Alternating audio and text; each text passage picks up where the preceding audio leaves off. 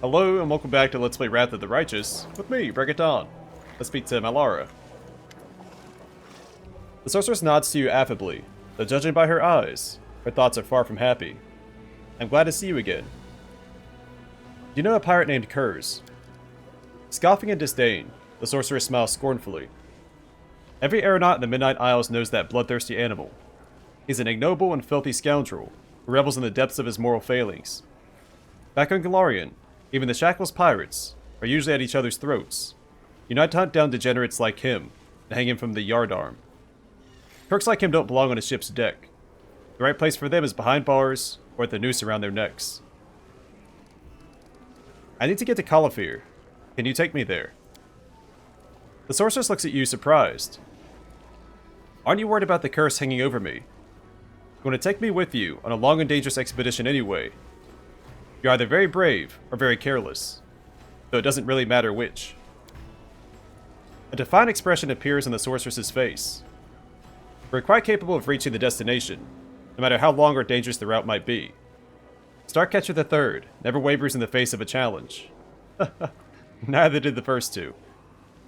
I sincerely hope you've chosen your best companions to go with you, because we won't be able to carry more than 6 people. Also, you should take care with your gear. On a long expedition, you can only count on the things you've brought with you. For 150,000 gold coins, I can take you to that island in first-class style. I'm going to Colyphyr on a noble mission. Maybe you can offer me a discount. After some hesitation, the sorceress nods. I believe you. If you really need to go there on an important and noble mission, I can lower the price to 100,000. I can't ask for less. For maintaining the ship and crew is no cheap business. Give her 100,000 gold coins. Get your ship and crew ready. We're heading out right away. Mielarah raises her chin and solemnly pronounces, in that case, Starcatcher III and her crew are at your disposal. The ship waits at the mooring pillars, but you don't need to bother yourself by visiting that nasty and unpleasant place. After you're done with all your current business in Mylarah and are ready to head off, just use this portal. It'll drop you right onto the deck of Starcatcher III.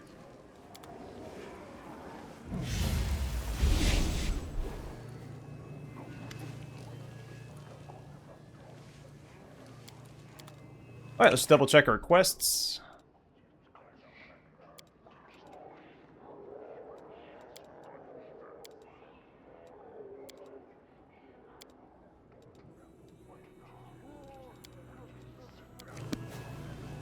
Alright, let's go. You stand in front of the portal that will lead you to the airship's deck. This vessel will take you to Colyphyr. We have to fight Baphomet's merciless daughter, Hepzibah. Approach the portal. You have a long and dangerous journey ahead. There will be no turning back, and you will only be able to rely on yourself and your companions. Before departing on this deadly and dangerous mission, it'd be wise to check your equipment meticulously and complete all unfinished business, because the opportunity to come back here may never appear again. Step into the portal.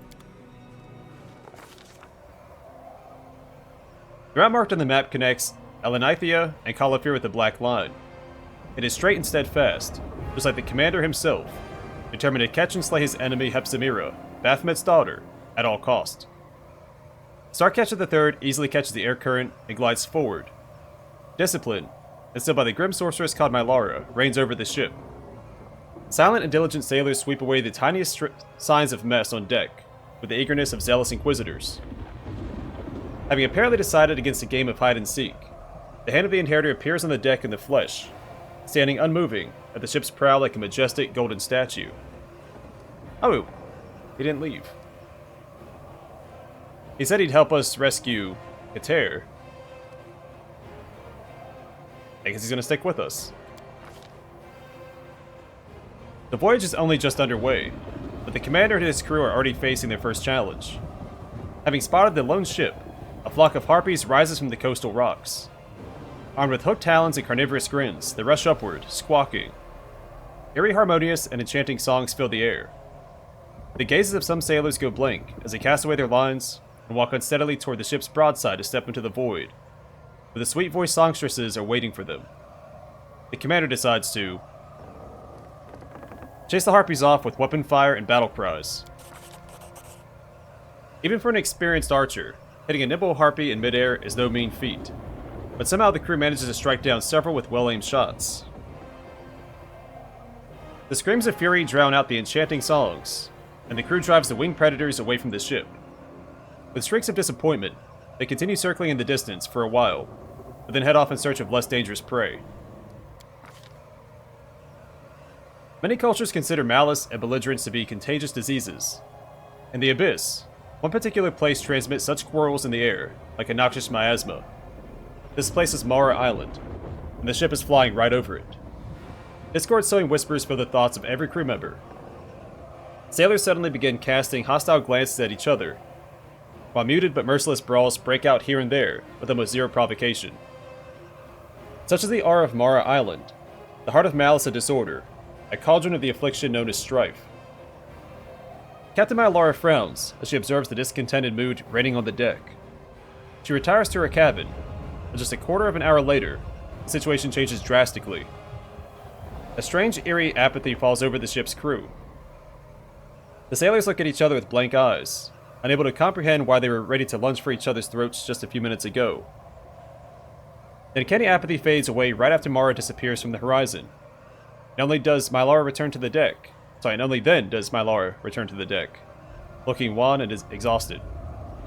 So I think every captain kind of auto-resolves one of the issues you come across on this voyage. This is Mielarah's, because she can mind-control her crew.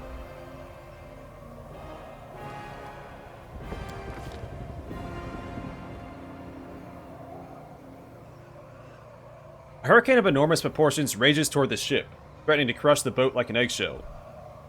A whirlwind rips a gaping sailor from the tackle and tears him apart in midair. The winds catch the ship and draw it into a deadly dance. The elemental embrace lasts for hours, days, or maybe months. Within the stormy darkness and the chaos of crashing, salty waves, mere moments seem like an eternity. It feels as if the wild winds have subdued even time itself, twisting it into a bizarre spiral. The commander can barely make out the dark shape of the island called Alir below, offering a chance that the ship might seek refuge there. But what dangers might await the vessel on land? Would it be smarter to make a valiant attempt to drive the ship through the raging elements? The commander.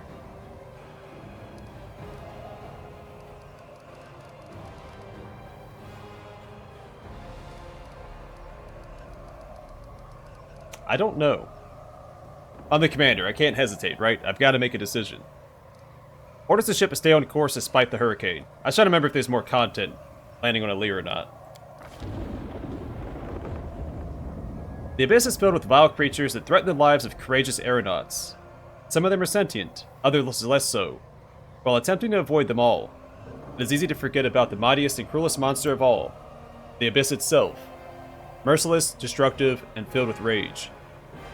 The ship is buffeted from side to side, only ever a moment away from being reduced to dust between two colliding whirlwinds. The commander draws upon the inner strength of his faith and invokes the light of heaven. A flash of blinding light appears in response to the commander's prayer. A glowing spear of pure energy pierces the barriers between the planes, and falling from the heights of the benign spheres, penetrates the darkness of the abyss. The strike burns out the very heart of the hurricane, filling the air with crystalline sparks and killing the monstrous storm. A safe passageway appears through the screeching but dissipating vortex. Battered and beaten, the ship barely breaks free of the storm's iron grip. Many sailors have been torn off the rigging by whirlwinds. A giant crack gapes in the hull, and some particularly damaging gusts have blown away the quarterdeck. Judging by the captain's observations, the hurricane has blown the ship to the far south of the archipelago. The storm-battered vessel requires urgent repairs, and the stock of provisions and drinking water in the hold was not intended to support such an unpleasantly protracted journey. The lookout points to a violet glow on the horizon. The source is a series of glaciers which, thanks to their unique optical properties, refract light and produce an amethyst glow that is visible from a great distance. The colossal natural beacon of giant purple glaciers erupts on the bows of the island of Hindri, home to pirates and slavers. One such horror of an aircraft emerges from the clouds to intercept the commander's ship. Numerous spikes impaled with writhing, flayed bodies decorate the pirate ship, and it looks like the sails are made of the skins of its unfortunate victims. The huge symbol on the sail indicates that the ship belongs to Cultus of Dagon, Shadow Lord of the Sea. With bloodthirsty screams, they advance upon the commander's vessel. The hand of the Inheritor appears near the commander, ready for the fight. The commander orders an attack on the pirates.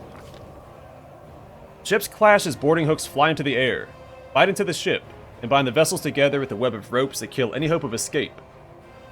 The boarding pirates launch themselves forward, brandishing their cleavers. The commander's sailors soar upward to meet them with the firm intention of keeping them away from the deck of their ship. The commander... I'm not gonna try that. Climbs the rigging, trying to strike the pirate leader down personally. Fighting on the cramped deck of an airship is a brutal and gory sight. The boards grow sticky with blood, and bodies of dead sailors hang lifelessly from the rigging. The pirate ship, set on fire in several different places at once, loses altitude rapidly. The mast comes tumbling down onto the deck, which jackknifes and collapses into the cargo hold with an almighty crash. The little dark figures of the pirates plummet into Ishiar, tumbling with their arms windmilling comically in futile attempts to spread their torn and wounded wings. This is certainly a victory, but at a high and bloody cost. Colyphyr is straight ahead, but supplies are running short. The crew plans to replenish them on the forbidding island of Vazglar. Once, Vazglar was quite an important island, covered in the ruins of abandoned cities that hid both unimaginable treasures and horrible dangers. But the abyss is ever-changing, so now Vazglar lies flooded, and the veins of Nahindran crystals hidden in its depths have been depleted at the hands of Hepsimira's proxies. All the crew can see is a lonely rock that sticks out of the water like a huge fang. On its summit, crew spots a small complex of tombs, and not far from it stands a tiny village by the cliffs. There's several houses that look like pale mushrooms with huge caps and round windows. The residents of these homes are most likely a gaggle of fishermen who live off Ishiar's bounty. Now they must be hiding within, afraid that visitors are after their property and supplies. The commander decides to... search the ruins for any signs of treasure. What differentiates a successful tomb raider from an unsuccessful one? The ability to understand whether a tomb is designed to protect what's hidden inside from thieves, or to protect those on the outside from something imprisoned inside. Dead silence reigns in the ruins before the commander's eyes, and a thick layer of dust indicates that this place has remained undisturbed for many ages. Without a doubt, these tombs are protected with devious traps, and their walls are covered with inscriptions in different languages that threaten potential robbers with a swift and horrible death. The commander...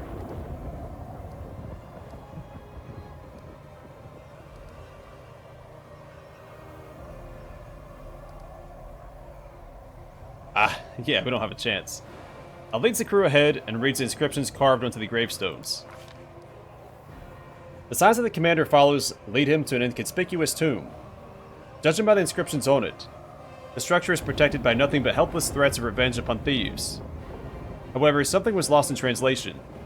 As soon as the commander opens the tomb, a protective curse is triggered. The invisible bony hands of a dead man squeeze the commander's head, extinguishing the light of reason from it. When the commander comes to his senses, Vazglar is just a dark spot in the horizon. The sailors did not desert him in the ruins. They brought his unconscious body on board, though the fact that the commander is still alive is a true miracle. The crew members had no interest in remaining on the island longer than absolutely necessary. After replenishing the ship's water supply from a spring that miraculously survived after the island collapsed, they continued on their journey. Colyphyr is in sight. However, this is not the end of the expedition, not for the commander. After all, journeys end in a safe port where the fortunate survivors may heal their wounds, quench their thirst, and drink away their loot. Colyphyr promises nothing of the sort. It is all grim rocks, gloomy caves, and the horrible creatures lurking within. One such creature notices the ship and takes flight. The beast is an umbral dragon, its scarlet eyes sparkling rapaciously, its jaws opening hungrily. An airship seems a convenient snack for this monster. The commander tries to land his ship as soon as possible. We still have to roll a 17. Orders the crew to prepare for a fight. What happens on the deck after that cannot be called a fight. It is a massacre. The sailors' weapons bounce off the dragon's scales, but its sickle-shaped claws slice through their bodies with ease. The beast tosses the bleeding and screaming chunks of meat into the air, swallowing them with a disgusting purr of satisfaction. Finally, the monster sates its hunger and leaves the battered ship alone. Sounds of the battle carried all over Colyphyr, alerting anyone curious that visitors have arrived on the island. Finally, the ship touches the ground, and the commander sets foot on the rocky soil of Colyphyr, Hepsimira's lair. We made it. I mean, the crew didn't make it, but we made it.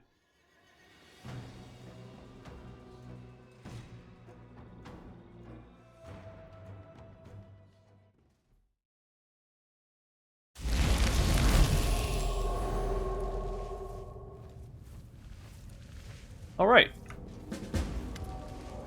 We've arrived. As promised, Starcatcher III has carried you safely to your destination. I pronounce this expedition complete, relieve you of your position as captain, and wish you good luck on your mission. What are you going to do now? I gave the crew a few minutes to stretch their legs before we depart from Colyphyr. The local atmosphere doesn't strike me as particularly hospitable, and that scaly monster that almost ate us may not be the only one around. I could use some help with my mission. The sorceress frowns. I try to avoid taking the lives of others, unless I absolutely must, and I do everything I can to avoid the kinds of situations where violence becomes unavoidable.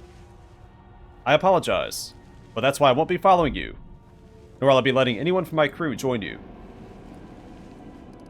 Thank you for your service. Fair winds to you. Mylarah gives you a swift nod and bids you farewell.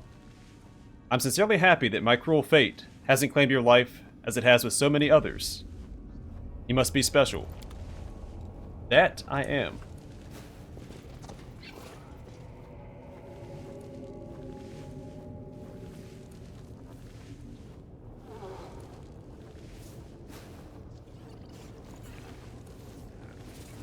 I'll take care of it. I will have to buff up before we do anything else.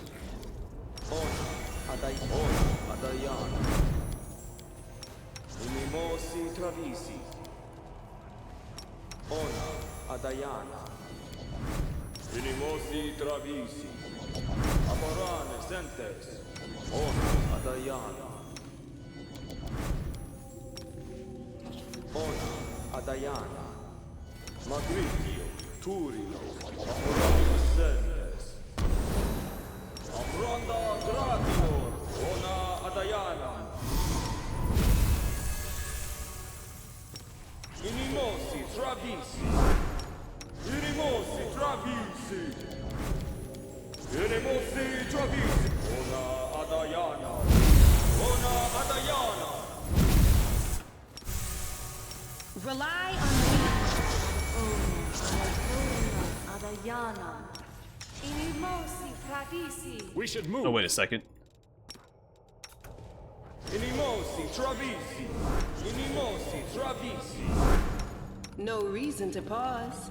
Ona Adayana. Ona Adayana. Unimosi travisi. Magritium Turinos. Amranda Grat. Unimosi travisi. Unimosi travisi. Unimosi travisi. Me? Oxy, Yas, Ha, E, Rititi, Wash, An. Na, Hea, Orna, Ea, Ora, Na, Ea, Ora, Na, Hea, Orama, Na, Ea, Ora, Na, Ea, Ora, Na, Hea, Ora, Na, Ea, Ora, Na, Ea, Ora.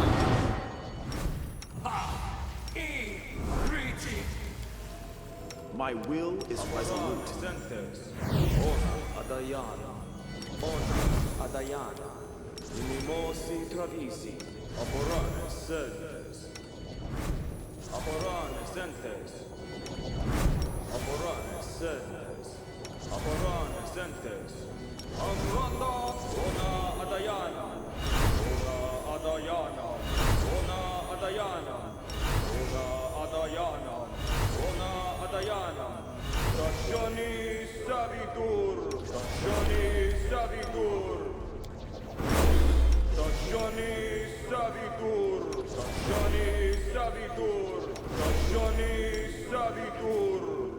Shani Savitur, Ona Adayana, Ona Adayana, Ona Adayana, Ona Adayana, Ona Adayana, Ona Adayana, Ona Adayana, Ona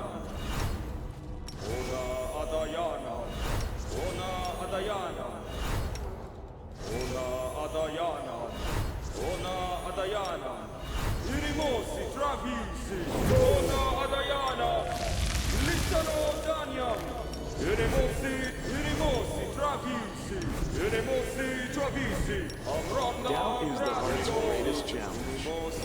Irimosi Travisi, Irimosi Travisi, Irimosi Travisi, Inimosi Travisi, Inimosi Travisi, Patricchio Curino, Inimosi Travisi, Inimosi Travisi, Ona Adayana, Inimosi Travisi. Alright, should be ready to rock and roll. I'm gone. But I'm going to call it here for now. Next time we will begin exploring the island of Colyphyr. And put a stop to Hepsimir's plans. This is the final dungeon for the act, so it'll probably take a few episodes to knock out. But either way, I'm going to call it here for now. Thanks for watching, and I hope to see you guys in the next one.